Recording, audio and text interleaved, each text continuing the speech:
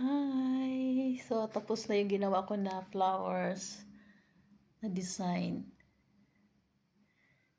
Ito yung ano niya. Yung glass na paso na nakapalibot yung gold design niya. Ito yung gawa sa... So, ito na yung dry na roses. Dati, sariwang-sariwa siya. Tapos, ginawa ko siya ng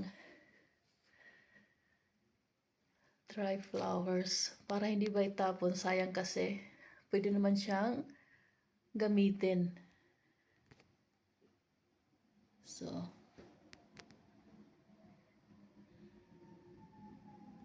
tapos ilalagay ko siya doon sa tabi ng dito. Ilagay ko siya dyan sa gilid. Maganda kasi ito ay i-disenyo ba. Cute siya tingnan. Basta magaling ka lang mag-ayos. Yan. So, magagamit mo siya. Hindi kailangan itapon kaagad yung mga bulaklak. Sayang, ang mahal ng mga bulaklak ngayon. So, pwede mo siyang i-dry.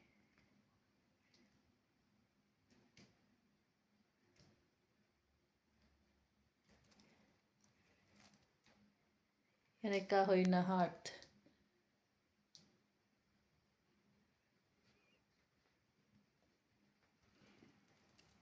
Cute siyang tingnan yung process. Basta magaling ka lang mag-design ng bulaklak.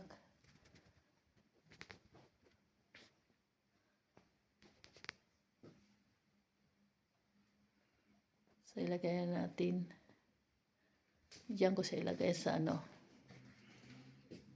tabi ng telephone.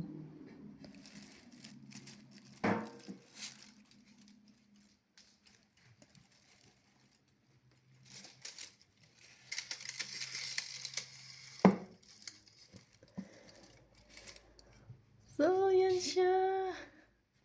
Maganda siya ilagay dyan kasi. So, yan. Cute siya tingnan. Basta magaling ka lang mag-ayos. Ito siya, oh. Ganda talaga tingnan yung bulaklak.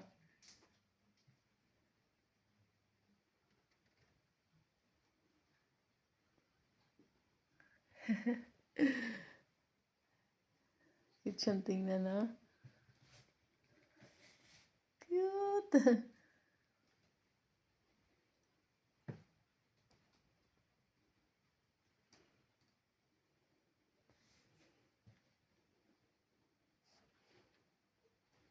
So, thanks for watching.